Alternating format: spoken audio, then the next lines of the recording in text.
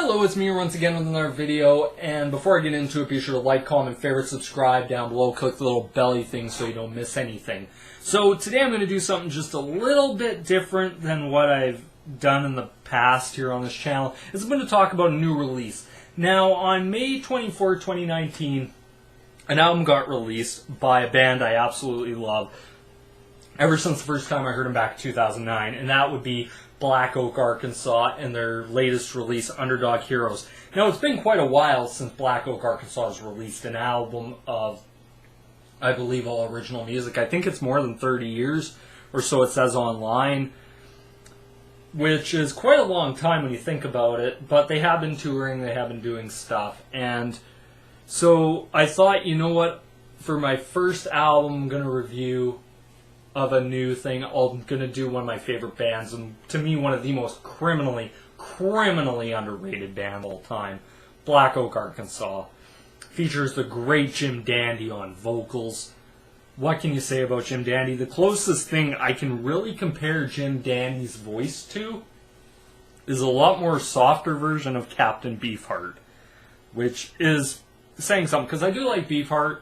Not all his albums take a lot of work to get into, but once you do, it's actually some pretty unique stuff you hear.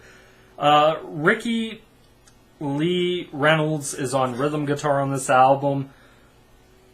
Victor Lukenbaugh on drums, Sammy seauphine on duet vocals, background vocals, and on Devil's Daughter takes a pretty predominant lead throughout most of that song. David Flexer on lead guitar, Billy Little on bass. So that's the lineup of the album. Now, let's get into this album, which Black Oak, Arkansas, actually before I get into this album, Black Oak, Arkansas, the first album by them I heard was High on the Hog, and then went through their entire discography. They have one of my all-time favorite songs, is Jim Dandy to the Rescue and Strong Enough to Be Gentle from the X-Rated album. Now, I got this on Spotify just because it was released on Spotify. I want to buy the actual album, so I have it.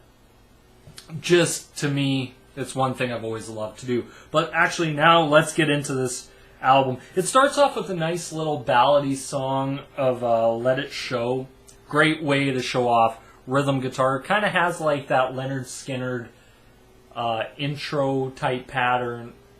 But as soon as you hear Jim Dandy's voice, you know it's Black Oak, Arkansas. There ain't no distinctions about that can be made that this is Black Oak, Arkansas. And it really is a really damn good song. I'd highly recommend it to anybody. On to the next song, Underdog Heroes. Once again, it's a lot more heavier, a lot more rock-driven song, which is something I've always liked about Black Oak, Arkansas. They're not really a one-trick pony. They're a band that can actually really do it all. They've pretty much, I think, encompassed a lot of the spectrum of rock and almost delved into full-ass metal at times, but is what it is. It's a great song, great chords, catchy as hell. This whole album is very damn catchy. On to the next song, a song I absolutely love a lot, and it is Channeling Spirits. And this is Jim Dandy vocally. The musicianship on it's absolutely superb. The rhythms to it's great, the drumming's great, but Jim Dandy vocally going through guys like Prince, Zappa, Cobain, Otis Redding, B.B. King, Elvis, Lemmy, all these guys who Jim Dandy is, Etta James, all these people Jim Dandy has either outlived or very big influence to him, and it shows on this. Just a great song. And the best touch of all is how Jim Dandy left the last name to Miss Ruby Starr, who sung on their biggest hit they ever had, Jim Dandy to the Rescue. Just, once again, also a very great female vocalist in her own right. Great song, and it was touching because it leads into the next song, Ruby's Heartbreaker, the tribute to Ruby Starr, or I believe as Jim Dandy said on here, the girl with red hair and a fine derriere. Just great song. You can tell the emotion in this song. Wow, through the vocals, through the guitar, through everything on this, just the solos on it were just amazing. I can't get over how good this song is. Highly recommend. This is in my top 5 Black Oak, Arkansas songs of all time. Right now, it's just a great song. On to the next song, Wrong Side of Midnight. Another really catchy as hell song. And I like how Sammy is singing there and gets a little part like Jim Dandy singing, and then it's like, I'm on the street with Jim Dandy. Just good stuff. I really enjoyed it. The musicianship on it's good. Sorry if I'm not going too in-depth into these. I kind of want everyone to be able to listen to it and form their own opinion from it. Just kind of listen to it and not really, I guess you can't really say spoil it, but just give somebody something to listen to. On to the next song, Devil's Daughter. Great song. Great song. Really shows off Sammy's vocals and Jim Dandy. Jim Dandy on this song kind of takes a little bit more of a backseat, which isn't a bad thing. I think it's a great dynamic relationship. You can tell these people just really work well together, and great vocals.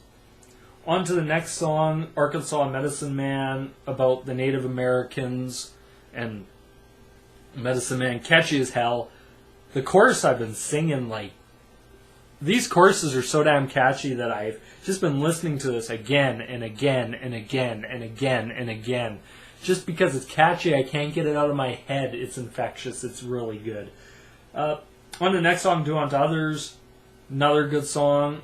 You Told Me You Love Me, For Rent, 12 Bar Blues. And Johnnie Won't Be Good. Johnnie Won't Be Good is, to me, kind of like Jim Dandy's take on Johnny Be Good.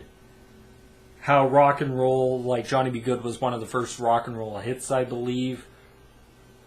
And just how rock isn't quite the same as it used to be. Like, you hear it through some of the lyrics in the song. But anyway, that is Black Oak, Arkansas's latest album.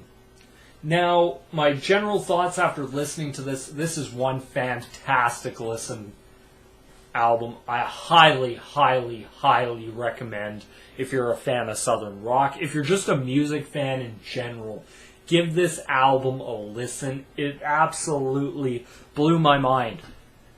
I wasn't expecting really much coming into the album. I think that helped a lot, is my expectations weren't ever set for what the album was going to be. But as soon as I heard the album in its entirety, I was completely, like, mind blown. For me, this is the easy, the best album I have heard in the last 5 years. The only album to me in the last 5 years that I'd say is on kind of the same par with it for me is Dystopia, but I even think this album's better than that.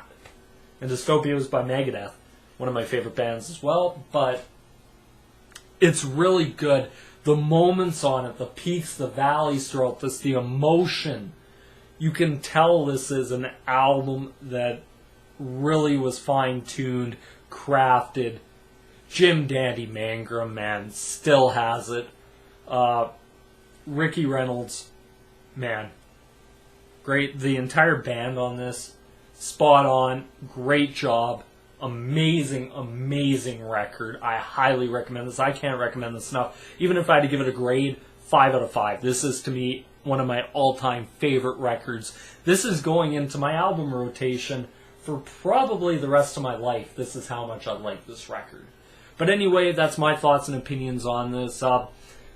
If you guys listen to it, tell me your thoughts, what you think on it. But anyway, this is me here signing out. Peace.